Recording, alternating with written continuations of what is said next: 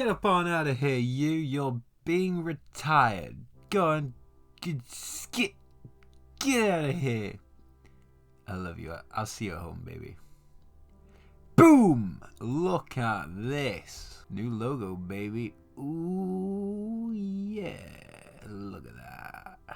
So this is the new logo. As cool as Athenian coins are, I can't keep using it as a logo, whereas this is more slick and a bit more professional looking. But yeah, this is our new logo. I hope you guys like it. I mean, I do. And now back to our regularly scheduled programming. So we all have our own stories of how we got into mythology. My fascination began with Egyptian myth, and this started in the same way that most 90s kids began their love affair with Egypt, and that would be Yu-Gi-Oh! And Brendan Fraser. I mean, the Mummy. Yes. The Mummy. I've been doing this channel for nearly a year now, and I haven't done a single video on Egypt, and let me explain why. So Egyptian mythology is fucking confusing. I struggled to grasp the basics as a kid, and I struggle to grasp them now in my mid-20s. Oh god, I'm in my mid-20s. So this intro is taking a while, so I'll just let special guest Lady Gaga cut to the chase.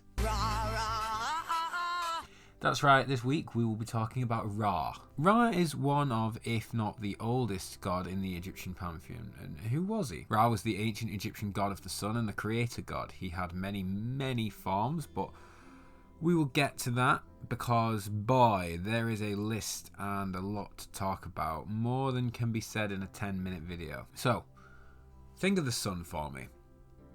Just for a minute, what does it do?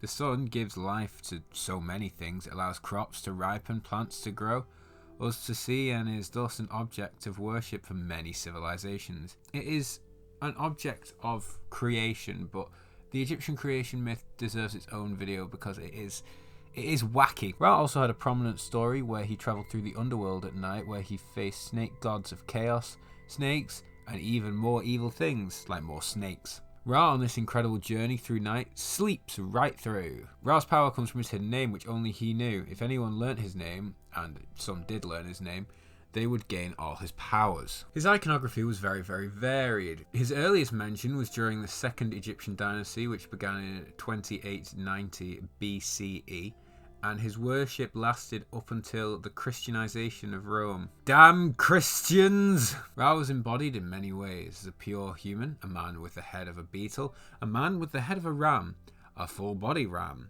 a full-body lion, a full-body cat, full-body serpent, full-body bull, full-body heron, a full-body phoenix, a full-body beetle, and most commonly a man with the head of a falcon, and commonly with a sun disk on his head. Ra was the most revered god in the Egyptian pantheon. He was so revered that some have argued that the Egyptian pantheon was more of a monotheistic religion with some pantheistic elements.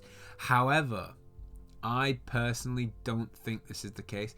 For instance, there were many cults to other gods. A prominent one is Sobek in Fayum, and there are also times where the Egyptians, played with monotheism as an idea. Check out Akhenaten. I'll probably do a video on him someday. Though our earliest sources mentioning Ra date back to the Second Dynasty, he really rose to prominence during the Fourth and Fifth Dynasties. Here the pharaohs began calling themselves sons of Ra and believed they embodied Ra. During the Fifth Dynasty, worship of Ra became state-sanctioned, and a festival known as the Receiving of Ra was celebrated on the 26th of May of the Gregorian calendar. Up until the advent of Christian Rome, Ra's worship became more and more extravagant and brilliant. And a weird thing that did occur with Ra in the New Kingdom was the idea that Ra would age during the day with the sun and then be reborn every day anew. Some sources claim that Ra was the son of Khnum and Neith and was the brother of Apep, Sobek, and Serket. But most accounts say that he was the first god of all and he had no parents.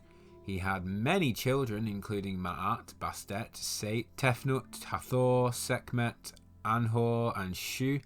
And he also got around. He was boning Hathor, Setet, Sekhmet, and One for all you Neko lovers out there, Bastet. He was also fused and derived into many different gods, often being fused with Amun, Atum, Horus, Khepri, and Khnum. He had a female derivation known as Ra'et, who was sometimes considered to be his wife or daughter, while still being an aspect of Ra.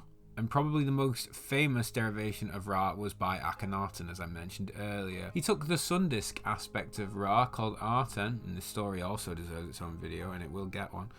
But Akhenaten essentially outlawed all other gods and made worship of Aten the only legal religion, trying to introduce monotheism to the kingdom of the Nile nearly 2,000 years before the introduction of Christianity. Unlike the last two gods I spoke about, Aether and Hemera, Ra has had quite the influence. So, let's run through some big ones. In Raiders of the Lost Ark, Indiana Jones has to use the Staff of Ra to find the Ark of the Covenant. Solar City is a subsidiary of Tesla, using Ra in 2015 in a marketing campaign to harness the power of the sun. He is the main villain of the 1994 Stargate movie, and in the following TV series, he was established as the strongest of the race of aliens that were actually the Egyptian gods in the show. I swear, this must be where all the people who like the ancient alien stuff come from. I don't like Stargate. There's one good thing about it, but that's it. Indeed. Ra is one of the playable gods in Smite and in Age of Mythology. What is probably my favourite use of him was by Kazuki Takahashi. Takahashi is the creator of Yu-Gi-Oh! And was heavily inspired by Egypt. I think that's clear from at least the first anime. One of the most powerful cards in the original show, not Season 0, was the Winged Dragon of Ra, one of the Egyptian god cards, and it's cool as fuck. It's also the only Egyptian god card that's actually named after an Egyptian god in English, that is.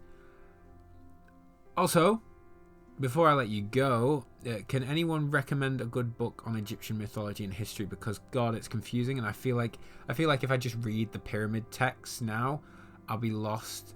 Then again, maybe I should just go in the deep end. Like this is how bad it is. Egyptian mythology began my love of mythology, but I understand Mesoamerican myth better than this, and aesthetically I do like the Egyptian gods more. So please leave it in the comments. Anyway, that was Ra. I hope you guys enjoyed this video. You can really help me out by subscribing and liking. You can keep up to date with notifications if you ring the bell. If you do have anything to say or you want to suggest a book for me, leave it down in the comments. And you should also join my subreddit and follow my Instagram and Twitter. It's one of the best ways to stay up to date on my Twitter, where you can see what my mind goes through on a regular basis. If you're watching this on YouTube, check out my TIL vids. And if you're on TIL, check out my YouTube. Links, as always, will be in the description. And I will see you next week, babies.